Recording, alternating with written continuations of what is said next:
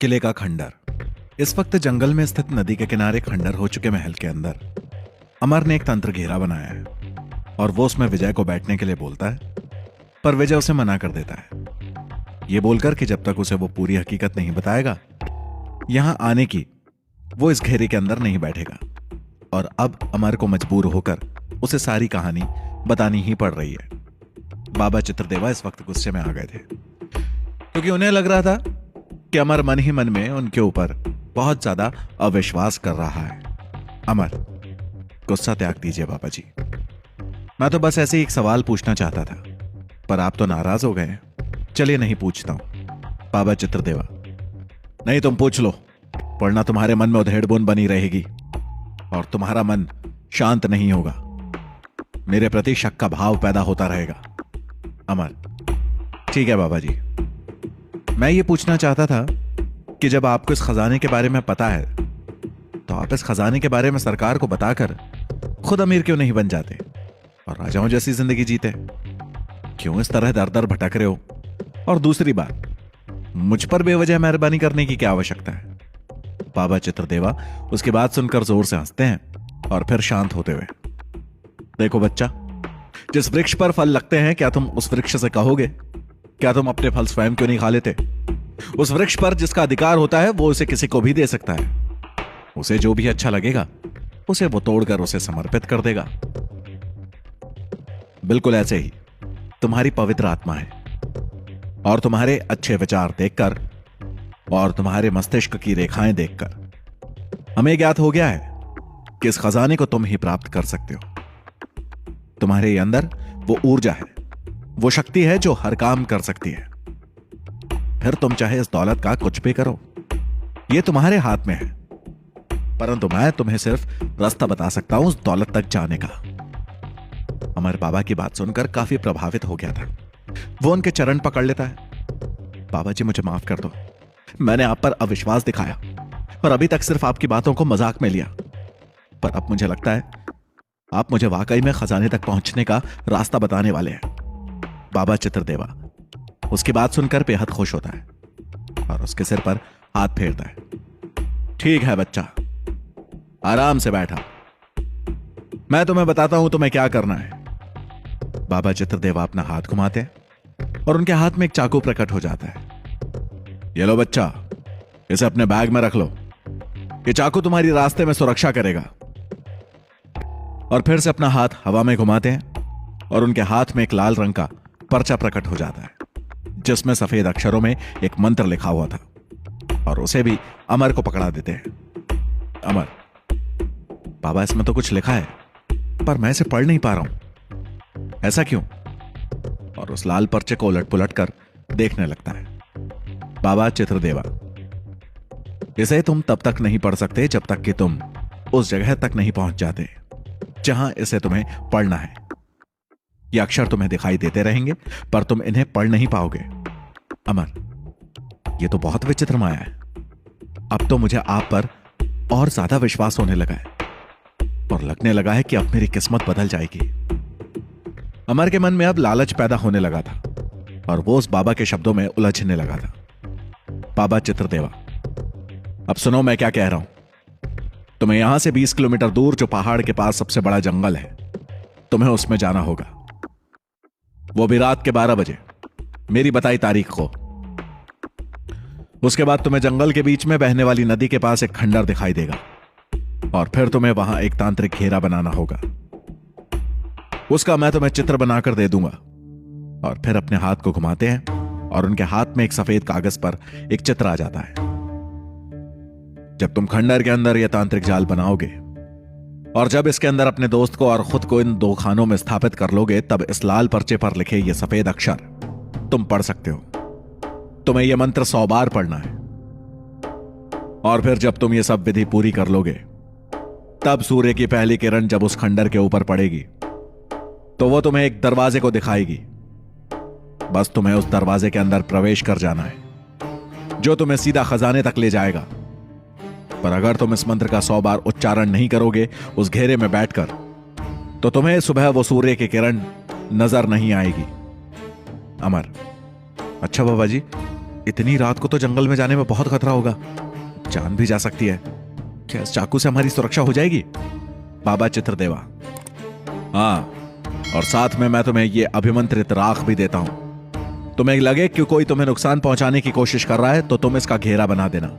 कोई भी उस रेखा को पार करके तुम्हारे पास नहीं आ पाएगा। अमर, तो ये थी वो सारी बात जो मुझे पता थी। अब तो तुम जल्दी से इस तंत्र के अंदर बैठ जाओ ताकि हम दोनों मिलकर इस मंत्र का उच्चारण कर सकें। सूर्योदय होने में भी ज्यादा वक्त नहीं है। बिना कुछ सोचता है और ठीक है, मैं तुम्हारा साथ देने के लिए तैयार हूं, पर एक बार फिर सोच लो, क्या तुम्हें बाबा चित्रदेवा पर पूरा भरोसा है? कहीं वो हमें किसी बड़ी मुसीबत में तो नहीं डाल रहा जहां से निकलना हम दोनों के लिए बेहद मुश्किल हो जाए? अमर, अब जो होगा देखा जाएगा यार। एक बार खुद को मुसीबत में डालकर देख लेते हैं क्या होता है, वरना जीना मरना तो लगा ही रहता है। या तो आज मर जाएंगे या 50 साल बाद। कम से कम ये मलाल तो नहीं रहेगा कि हम इतने आगे आकर पीछे लौट गए थे। विजय, बाहर सुन रहे हो तुम? हवा कितनी तेज चलने लगी है। ऐसा लग रहा है इस महल की सारी दीवारों को आज ये हवा गिरा देगी। मुझे तो लग रहा है कुछ बड़ी गड़बड़ होने वाली है। पर अब यहां तक आ ही पहुंचे हैं तो इस काम को भी पूरा कर ही लेते हैं। और तेजी से उस यंत्र के अंदर बैठ जाता है। अमर भी अब जल्दी से उसमें बैठ गया था और वो उस लाल पेपर को जिसमें मंत्र लिखा हुआ था बीच में रखकर दोनों मंत्र का उच्चारण करने लगते हैं। और इस बार वो मंत्र की जबान पर चढ़ने लगा था। वो दोनों उसे पढ़ पा रहे थे। बाहर जाने कौन सी ताकतें बेहद तेज रफ्तार से वहां घूम रही थी। हवा के थपेड़े अब खंडर के उस कक्ष में भी आने लगे थे। रह रहकर बीच बीच में वही दर्द भरी चीख इन दोनों को सुनाई दे रही थी। दूसरी तरफ बेहद विशाल और ऊंचे वृक्ष पर बनी एक झोपड़ी नुमा मचान में से इस वक्त सुरा की नजर दूर किले पर बने उस खंडर नुमा महल पर ही थी। सुरा, गुरुदेव, खंडर में कुछ हलचल हो रही है। ऐसा लग रहा है जैसे कोई वहां तांत्रिक क्रिया कर रहा है। कौन होगा इस वक्त वहां यह क्रिया करने वाला, और वो वहां तक कैसे पहुंच गया इस चुड़ैल से बचकर? तांत्रिक नूरा की नजर भी उस मचान से दूर खंडर पर पड़ती है और वो एकदम से हैरान रह जाता है। वहां तो हर निशाचर शक्ति मौजूद है। ऐसा कैसे हो सकता है? वो चुड़ैल कहां गई? क्या वो खुद भी वहां इस वक्त घूम रही है? मुझे लगता है वहां कुछ बड़ी गड़बड़ चल रही है। और सोचते हुए, कुछ तो है वहां। सुरा, तो गुरुदेव, हमें कुछ करना चाहिए। कहीं वे दोनों लड़के ही तो वहां कोई तांत्रिक विद्या नहीं कर रहे? तांत्रिक नूरा, ये कैसे हो सकता है? उस चुड़ैल की नजर में आए बिना वो दोनों वहां तक कैसे पहुंच गए? और फिर उस खंडर के अंदर उन्होंने उस चुड़ैल को आने से रोक कैसे दिया? यह भी तो सोचने वाली बात है। वहां जो भी तांत्रिक है वो तंत्र बहुत शक्तिशाली है। उसने आसपास के सारे क्षेत्र को प्रभावित कर दिया है अपनी ऊर्जा से। सुरा, तो क्या गुरुदेव, यह तंत्र आपके तंत्र से भी ज्यादा शक्तिशाली है? मुझे तो नहीं लगता ऐसा है। आप भी अपनी शक्तियों का इस्तेमाल करके उस तंत्र को नष्ट कर दीजिए। तांत्रिक नूरा, नहीं, जब तक हमें यह पता ना लगे यह तंत्र कौन कर रहा है और उसका उद्देश्य क्या है, क्या प्राप्त करना चाहता है वो, ये जाने बिना हम उसका तंत्र भंग नहीं कर सकते। ऐसा करना अपनी तंत्र शक्ति का गलत इस्तेमाल माना जाता है और तंत्र शक्ति की देवी नाराज हो जाती है। वो हम पर कुपित भी हो सकती है। इसलिए पहले हमें यह जानना होगा कि यह सब क्या चल रहा है। सुरा, पर यह सब जानने के लिए तो हमें सुबह तक का इंतजार करना होगा। तभी वहां तांत्रिक क्रिया कर रहे व्यक्ति से हम यह सब कुछ जान सकते हैं। और अभी अगर हम वहां गए तो हमारी लड़ाई निशाचर शक्तियों से हो जाएगी और वो चुड़ैल भी हम पर हमला कर सकती है। ये पूरा क्षेत्र उसी की सीमा के अंदर आ जाता है। नूरा, मैं जानता हूं। और फिर वो भी अपनी आंखें बंद करके बैठ जाता है। ऐसा लग रहा था जैसे अपनी ऊर्जा को जागृत करना शुरू कर दिया हो। सुरा की नजर मचान पर बनी झोपड़ी की खिड़की से खंडर की तरफ ही बनी रहती है और अब उसे वहां मध्यम प्रकाश भी नजर आने लगा था जो पूरे खंडर को अलग ही रूप दे रहा था। सुरा, गुरुदेव भी तपस्या में लीन हो गए, वरना यह नजारा वो भी देख लेते।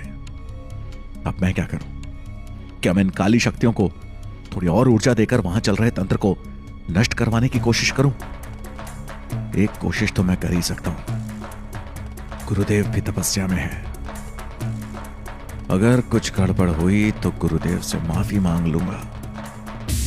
और फिर सुरा चुपके से सीढ़ियां नीचे लटकाता है और वृक्ष से नीचे उतर आता है। वृक्ष के नीचे विशाल दीवा अभी भी जल रहा था और फिर सुरा काली मां की पेड़ पर बनी तस्वीर के सामने बैठ जाता है और बेहद तेजी से मंत्रों का उच्चारण शुरू करता है। इसी के साथ वहां रखे विशाल दीवे में से एक ज्योति निकलती है और सूरा की हथेली पर आ जाती है। सुरा, वाह, अब आएगा मजा, और उस ज्योति को अपनी मुट्ठी में कैद कर लेता है और तेजी से मंत्र का उच्चारण करते हुए अपनी मुट्ठी को खोलता है। अब उसकी मुट्ठी में ढेर सारी राख नजर आ रही थी और फिर वो उस राख को हवा में फूंक मारकर उड़ा देता है। राख हवा में उड़ती हुई इस खंडर महल की तरफ निकल जाती है। सूरा, चलो अब ऊपर मचान से खंडर का नजारा देखेंगे। और वो तेजी से ऊपर चढ़ जाता है और फिर सीढ़ियों को भी ऊपर खींच लेता है। राख जंगल के वृक्षों को बेहद तेज गति से हिलाते हुए आगे बढ़ रही थी। ऐसा लग रहा था जैसे पूरा बवंडर उस तरफ को उड़ा चला जा रहा हो। जिस भी वृक्ष को वो छू रही थी वो बहुत बुरी तरह से हिल रहा था और ऊपर मचान से यह दृश्य देखकर सुरा खुश हो रहा था। दूसरी तरफ जंगल के बाहर बनी चौकी में दरोगा सौरभ की आंख खुल गई थी जंगल से आती हुई तेज आवाजों को सुनकर, और वो उठकर फौरन चौकी के दरवाजे पर आकर खड़ा हो जाता है। सिपाही, क्या हुआ दरोगा साहब, इतने भयभीत नजर क्यों आ रहे? दरोगा सौरभ, क्यों तुम्हें जंगल से आती आवाज सुनाई नहीं दे रही? सिपाही, ये तो इस जंगल का काम ही है। लगता है जंगल की चुड़ैल कुछ ज्यादा ही नाराज हो रही है, इसलिए इतनी ज्यादा उसके चीखने की आवाज आ रही है। पर आप फिक्र मत कीजिए, आराम से सो जाइए, वो बाहर नहीं आने वाली है। दरोगा, और हवलदार गायब सिंह, वो कहां है? कहीं दिखाई नहीं दे रहे? सिपाही, तो गए हैं यहीं पास के गांव में राउंड लगाने, अभी आ जाएंगे। दरोगा सौरभ, ठीक है, और फिर से जंगल से आती आवाजों को सुनने लगता है। सिपाही, दरोगा साहब, मुझे तो लग रहा है जैसे कोई इंसान आज जंगल में इस चुड़ैल के हत्या पड़ गया है और अब वो इसके साथ मौज उड़ा रही होगी। कल सुबह हमें पक्का लाश मिलने वाली है। दरोगा सौरभ, ये क्या कह रहे हो? ऐसा है तो हमें जंगल में जाना चाहिए। सिपाही, नहीं जा सकते सर, अब तक तो अगर कोई इंसान उस चुड़ैल के हाथ लगा होगा तो उसके पेट में जा चुका होगा, उसका सारा खून पी चुकी होगी वो, और अब पूरी खुशी से पूरे जंगल में दौड़ती फिर रही होगी। दरोगा सौरभ, तुम तो ऐसे बोल रहे हो जैसे तुमने उसे देखा है। क्या तुमने कभी देखा है उसे दौड़ लगाते? सिपाही दरोगा की बात सुनकर सकपक आ जाता है। दरोगा सौरभ मुस्कुराते हुए, क्या हुआ सिपाही जी, कभी देखा है तुमने जंगल में उस चुड़ैल को जो इतनी बड़ी बड़ी बातें कर रहे हो? जब तुमने कुछ देखा ही नहीं है तो फिर क्यों सुनी सुनाई बात पर विश्वास करके दूसरों को भी डरा रहे हो? सिपाही, पर दरोगा जी, इतने लोगों की बातें झूठी तो हो नहीं सकती ना। जिन्होंने उसे देखा है वो जानते हैं वो कितनी खौफनाक है, और आप हमारे उस सिपाही से भी मिल सकते हैं जो उस रात इस जंगल से बचकर बाहर आ पाया था। बेचारे ने ये नौकरी छोड़ दी है और अब अपना ही काम धंधा करना शुरू कर दिया। 3 साल तक वो बीमारी पड़ा रहा।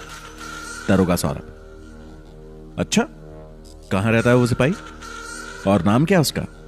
बताओ, जरा कल दिन में उसी से मिलकर आता हूं। सिपाही, जी उसका नाम प्रकाश है, और फिर सिपाही उसे उसके घर का एड्रेस भी बता देता है। दरोगा सौरभ, आए नहीं अभी तक हवलदार साहब? लगता है कुछ ज्यादा ही दूर निकल गए हैं राउंड पर। जरा उन्हें फोन तो लगाओ, पता तो लगे कहां पर हैं। सिपाही, जी, और फिर हवलदार गायब सिंह को फोन लगाते हैं। कुछ ही सेकंड में हवलदार साहब फोन उठा लेते हैं। हवलदार गायब सिंह, अब बोलो, कैसे फोन कर दिया? सिपाही, दरोगा साहब पूछ रहे थे कि कहां रह गए, बस इसीलिए ही फोन किया है। हवलदार गायब सिंह, अरे यार, हम कोई खटिया नहीं तोड़ रहे, आते हैं अभी बस 10 मिनट में। सिपाही, अरे तो हम पर क्यों नाराज हो रहे हो? दरोगा साहब पूछ रहे थे, हमने तो इसलिए फोन किया। मेरी तरफ से तो आप सुबह भी आओ तो भी काम चल जाएगा। हवलदार गायब सिंह, अच्छा अच्छा ठीक है, बोल दो अभी आ रहे हैं, और फिर फोन रख देता है। हवलदार गायब सिंह एक गांव वाले की झोपड़ी के अंदर आराम से सोया हुआ था और अब वो फटाफट उठकर तैयार हो रहा था चौकी में पहुंचने के लिए। ये नया दरोगा भी बेवजह परेशान हो रहा है, आराम से सो जाता तो कितना अच्छा था, बेवजह उठकर सबको परेशान कर रहा है। हवलदार साहब सिंह, दरवाजा बंद कर ले राम खिलावन, मैं चलता हूं। और साइकिल उठाकर निकल पड़ता है। फिर बड़े आराम से साइकिल की घंटी बजाते हुए गांव की गलियों से होता हुआ जंगल की तरफ लगने वाली अपनी चौकी की तरफ बढ़ चलता है। हवलदार गायब सिंह के कानों में भी जंगल से आती भयानक आवाजें पड़ने लगी थी और वो भी थोड़ा हैरान हो गया था। लगता है आज कोई शिकार हत्थे चढ़ गया है इस चुड़ैल के, तभी इतना ज्यादा क्रोध में ऐसे चिल्ला रही है। कल फिर से शायद जंगल के बाहर लाश मिलने वाली है। और अभी हवलदार चौकी की तरफ बढ़ा ही था कि तभी उसे एक साया जंगल का तार पार करके जंगल में प्रवेश करता नजर आता है। हवलदार गायब सिंह एकदम से अपनी साइकिल रोक लेता है और बड़े ध्यान से जंगल की तरफ देखने लगता है। फिर एकदम से जोर से चिल्लाते हुए, कौन है वहां पर? कौन है वहां पर? पता नहीं है क्या? इस वक्त जंगल में जाना कानूनन अपराध है। वापस आओ लौटकर। हवलदार गायब सिंह की आवाज सुनकर भी वो शख्स नहीं रुकता और जंगल में अंदर की तरफ भाग जाता है। हवलदार गायब सिंह, ये क्या चक्कर है? कौन था ये आदमी? मैं तो अपनी टॉर्च भी नहीं लाया, वरना रोशनी डालकर थोड़ा पता तो लग जाता कि कौन है। और इसे क्या मालूम नहीं इस जंगल में आगे चुड़ैल का बसेरा है। अगर ये चुड़ैल की सीमा में पहुंच गया तो आज तो चुड़ैल की दावत ही हो जाएगी। और फिर कुछ सोचते हुए, क्या मैं इसे बचाने और वापस पकड़कर लाने के लिए जंगल में जाऊं या फिर रहने दूं? ऐसा भी हो सकता है ये कोई चोर वगैरह हो और इस वक्त जंगल में चुड़ैल की सीमा से थोड़ा बाहर अपने आप को छुपाना चाहता हो। पर इतनी रात को जंगल में जाना बेहद खतरनाक हो सकता है। और फिर पड़ा रहने दो, अभी इसके चक्कर में इतनी ठंड में कौन दिमाग खराब करता है। और फिर से साइकिल की घंटी बजाते हुए चौकी की तरफ बढ़ जाता है। सिपाही को दूर से ही घंटी की आवाज सुनाई देने लगती है। सिपाही, लीजिए दरोगा साहब, आ गए हमारे हवलदार साहब। बहुत हिम्मत वाले हैं, अकेले ही साइकिल लेकर निकल जाते हैं पहरेदारी करने, वरना रात में तो एक साथ 2 पुलिस वालों को जाना अलाउड है, एक को जाने की परमिशन नहीं दी गई है राउंड पर। दरोगा, हाँ मैं जानता हूं, तभी तो हवलदार के बारे में पूछ रहा था कि अकेले कहां भटकने निकल गए। और फिर हवलदार गायब सिंह चौकी में आ पहुंचते। दरोगा सौरभ, आ गए हवलदार साहब? इतनी ठंड में कहां चले गए थे राउंड लगाने? क्यों, निकलना जरूरी है इतनी रात में? हवलदार गायब सिंह, अरे दरोगा साहब, कई बार गांव के लोग रात में पेड़ काटने पहुंच जाते हैं जंगल के किनारे, बस इसीलिए गांव के किनारे किनारे चक्कर काट रहा था। दरोगा सौरभ, तो कोई मिला तो नहीं पेड़ काटते जंगल के पास? और जिज्ञासा से उसकी तरफ देखते। हवलदार का ध्यान एकदम से उसी व्यक्ति पर जाता है जो अभी उसे थोड़ी देर पहले जंगल की तार पार करके अंदर जाता दिखाई दिया था। दरोगा सौरभ, किस सोच में पड़ गए हवलदार साहब? क्या कोई चोर मिला है या नहीं? हवलदार, अरे नहीं, इतनी ठंड में कौन बाहर निकलता है। दरोगा, निकलता है हवलदार साहब, आपकी ये जंगल वाली चुड़ैल निकलती है। सुन रहे हैं आवाज? कितनी दूर से तीखी आवाज आ रही है, दिल को चुभ रही है ये आवाज। मन तो कर रहा है एक बार जाकर देख आऊं और पूछ कर आऊं कि क्यों चिल्ला रही हो इतना। अगर हमारी ये वीडियो आपके लिए हेल्पफुल रही है तो हमारे चैनल को सब्सक्राइब कर लें और वीडियो को लाइक भी कर दें ताकि हमें इस जैसी और वीडियो बनाने के लिए मोटिवेशन मिल सके।